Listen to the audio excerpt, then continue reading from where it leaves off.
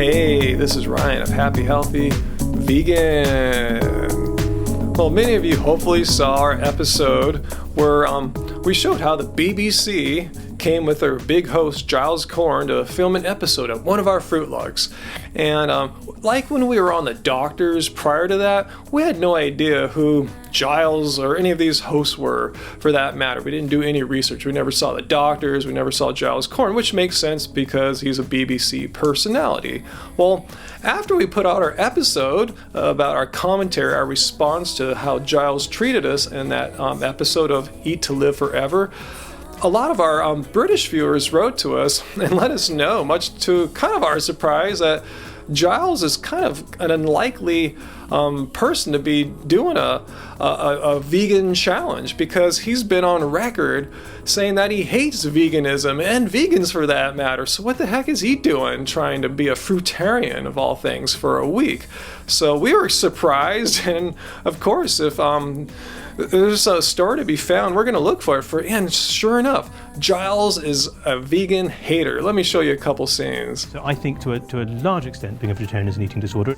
Oh great, so we have someone who thinks not eating dead animals is an eating disorder.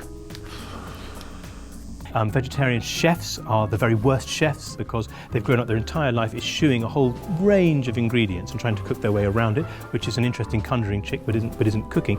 Well, that goes to show how ignorant Giles actually is about what vegans and vegetarians eat and how they cook. I mean, we're not eliminating that many things. Just like, if you're vegan, you're eliminating just meat, dairy, eggs. Oh boy, just like 3 or 4 things. I mean, it's not the end of the world. The rest of the universe of plant-based foods is open to us, a near infinite amount of ingredients. We're talking about a whole food, plant-based diet. And Angie and I eat the greatest array of food, of whole food, plant-based foods. And I'll put a link at the end of this episode to what we ate in 2014. I bet it's way more diverse, more wide-ranging types of foods than what Giles ever eats. Just take a look at some of these delicious foods here.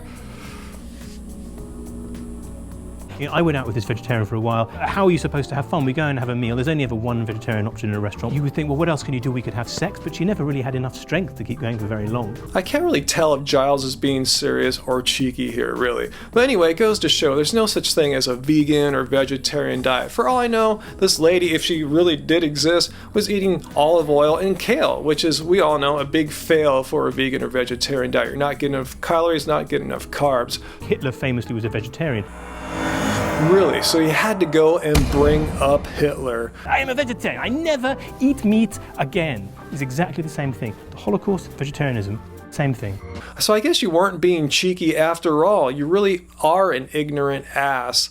Hitler was not a vegan or a vegetarian. Two of his biographers, Albert Speer and Robert Payne, talked about Hitler's love for liver dumplings and pigeon, which is known as squab. His main chef, Dion Lucas, wrote a book in 1964, the Gourmet School Cooking Book, and she wrote his favorite recipes, which were all meat-based recipes. This is the power of propaganda, the power of Goebbels, still alive and well. Do you know why people think Hitler was veg? Goebbels wanted to make Hitler seem as peaceful as somebody else in the world at that time who was loved and adored, and his name was Mohandas Gandhi. I can feel myself surrounded by vegans. They have a kind of lean and hungry look, a thin, haunted, gaunt, angry kind of mien. This is just getting funny. So now vegans are thin and angry people. Wow. At that table over there, we can see 3 girls who are blatantly vegans. Because they've dyed their hair themselves, which is a classic vegan trait. What? Where'd you get that from? Vegans are the only people who dye their hair? Are you serious? I'm so confident that I can spot a vegan that I've asked the chef at Veg to line up 5 of his staff members. You got 3 vegans and 2 omnivores right here. Okay, too easy, vegan, yeah? Wrong. He's the other omnivore, and these 3 are the vegans. You're wrong. Right, okay, I can't do it. Are you sure you're not a vegan? I'm pretty sure. So at least your ignorance is being proven here in this experiment, Giles. Vegetarians are mostly women. By and large, I think it is people that are worried about being fat. All right, more sexist nonsense about vegans or vegetarians being women. And did you catch that part where he said they're concerned about their weight, about not being fat? Well, it's kind of interesting to remember back to that episode of Eat to Live. At the very beginning, he went to go visit his own doctor, and they checked out if he was overweight or not. So height and weight gives you a BMI of 25.7. It's the upper end of normal range. Would you say that I was on the verge of fat then? A little tiny bit. So as it turns out, his BMI is over 25, despite what his doctor was trying to say, maybe just to please his ego. He himself is overweight, so a little bit of irony there. So is Giles Coren a bad person or not? Well, I don't know. You saw what he said there. He made a lot of sexist, stereotypical, ignorant comments. You be the judge there. I'm not going to tell you what to think. So I just wanted to show you that Giles Coren has an agenda. He came to California, to our Fruit Luck, already committed to not like what we're doing, not want to have anything to do with it other than to expose us for being weird people or something like that. So, you know, that's what it's like to go on TV. We always seem to be up against people who are against what we're about, what we're doing. Maybe one day we'll find someone sympathetic, but until then we'll hold our breath. So, what do you guys think? Comment down below. If you're more familiar with Giles, let us know some more crazy stuff he said about vegans or vegetarians. We'd love to hear about it. And if you're from elsewhere, like the United States or Australia, what do you think about Giles?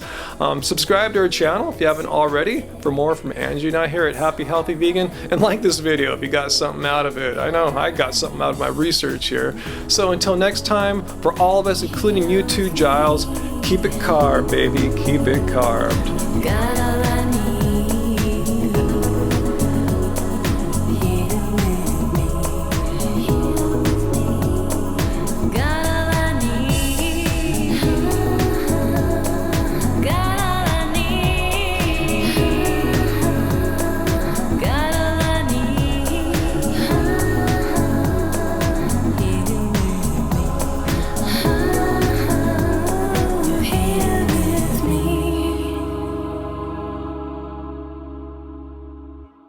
I didn't think it was possible, but vegans just got even more annoying.